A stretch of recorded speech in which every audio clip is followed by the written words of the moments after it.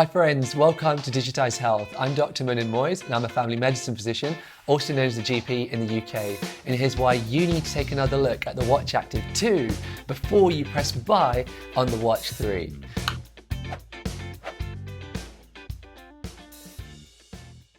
Samsung's brand new Galaxy Watch 3 was released on the 21st of August 2020, and you'll be wondering why on earth it's taken me this long to get this review out. And believe me, I desperately wanted to get this one out to you early, but it has been one of the most challenging reviews I've done on this channel so far. First off, the specs for the two watches are very well matched. They both have 4G variants, Bluetooth 5.0, Wi-Fi, near-field communication, GPS, the same 1.15 GHz CPU speed. They both run Samsung's excellent Tizen operating system. They both have a gorgeous Super AMO LED 360 by 360 pixel screen. You can find an accelerometer, a barometer, a gyro sensor, light sensor, optical heart rate sensors in both. The Watch 3 is slightly larger in 41mm and 45mm sizes compared to the Active 2's 40mm and 44mm variants. Whilst there are certain differences in RAM and ROM, as I'm only a doctor, I won't go into this in depth, but I haven't really seen any significant changes in speed between the two. The additional memory on the Watch 3 may help maybe in those of you who like putting your songs onto the watch directly. Battery life is quoted as 56 hours for the bigger variant of Watch 3 without 4G and 60 hours with the Active 2 without 4G. To be honest, there isn't that much between the two. The Active 2 has no physical bezel, but uses a touchscreen interface instead, whilst the Watch 3 has a satisfying and strangely soothing mechanical bezel that creates this inner feeling of peace and warmth with every click that I just can't explain. So if they match well on specs, then maybe, just maybe they're different in software features. Well, the Watch 3 can analyze your run, provide analysis on things such as asymmetry of your strides, the stiffness, vertical oscillation, and your ground contact time. This is incredible data if it is indeed accurate. The slight caveat is that without a fitness coach or physiotherapist, it might be impossible or certainly very difficult to know how to fix those things. So, sleep score analysis, has it finally arrived with a far better explanation of results? It has. And you now get a score that you can actually make sense of in comparing one night to another. This did not previously exist. Thank you, Samsung. Guess what though? It's also come to the Active 2.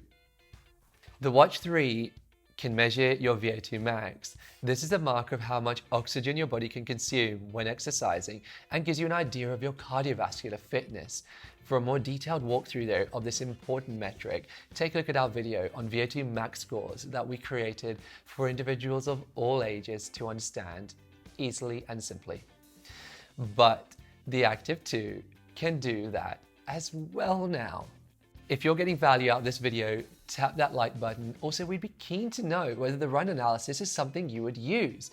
And share with us any recent running achievements you've made, no matter how small. It's so exciting to hear about your fitness progress on any level. What about the fall detection thingy? Surely that's exclusive to the flagship Watch 3. No. After several concussions trying to trick the feature into activating and failing, I can only conclude that if the feature works at all, as we should perhaps believe Samsung that it does, that it probably works equally badly on both. What if I said though, that detection of rep counts is an exclusive feature to the Watch 3? Nope, I'd be lying. In fact, the Watch 3 might be marginally better at detecting reps, but for both, for some reason, they struggled with the forward lunge, which drove me crazy. If I get into the position, I'll see if I can do a slightly better job than last time on my lunge technique.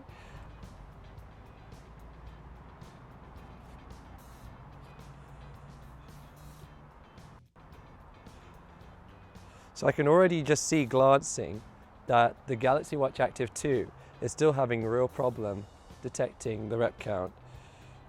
The Galaxy Watch 3 isn't doing a very good job either, to be honest. Still thinks I've done 1 rep. So let's see how many reps it thinks we've done. Well, the Galaxy Watch Active 2 says we've done nothing. And then if we turn around and have a look at the Watch 3, well, it thinks we've done just 1 rep. What if I told you an ECG and blood pressure could be detected using the watch and only on the Watch 3? Well, I'd be lying, because the Active 2 can do that too, except not in the US or the UK on either at the moment. Really, the only key difference in vitals measurement between the two is an oxygen saturation measuring, which the Watch 3 has, but even this could hypothetically be activated on the Watch 2 at some point, if I'm not wrong. Is it useful to have an oxygen sensor? Definitely. Is its actual utility being trumped up by fitness device manufacturers? Without question. Target ranges for oxygen levels depend on whether you have any underlying health conditions or lung conditions or heart conditions, for example. And the Watch 3 does a very bad job of guiding you through that. Moreover, levels above a certain threshold really don't tell us much about our health. So for example, a saturation level of 98% versus say 99% physiologically has very little practical difference. And the reason why is based on this oxygen dissociation curve, which I will leave for another video. In short, consider your VO2 max level if you're in good health and you want to get an idea of your cardiovascular fitness. Consider your oxygen levels to screen for deteriorating health. In other words, in cases, for example, where you may have a chest infection. I found the oxygen measuring feature to be reasonably accurate. It is unfortunately very user dependent in that any movement will throw the sensor off, and at times it provided an alarmingly low reading, which was totally inaccurate. It's better for the watch to not provide a reading at all if it has algorithmic doubt on the reading based on, say, movement artifact, but it does.